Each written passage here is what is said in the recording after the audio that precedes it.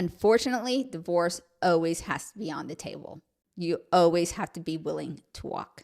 Think about this. We all know that gut punch that we feel when we hear this sound and see those lights in the rearview mirror. I mean, it even happens to me, and I'm married to a cop. And I still get that gut punch when I'm being pulled over.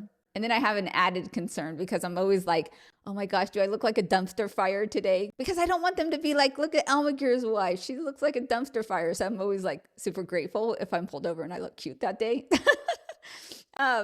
But why do we not speed? Because we don't like the financial consequences of what happens if we get caught. That ticket, that financial punishment, is expensive. So it's the consequences of poor behavior that guide us to act in the way that we do.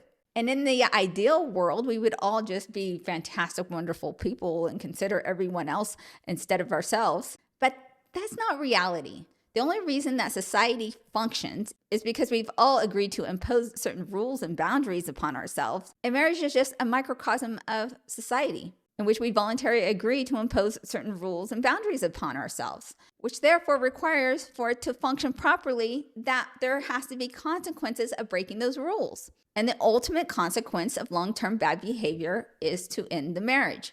And there should be a ton of grace extended on both of your parts, as we're all just human and therefore highly flawed.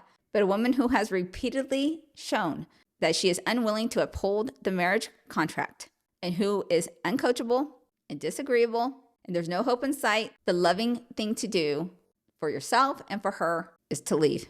We all have the right to choose how we behave.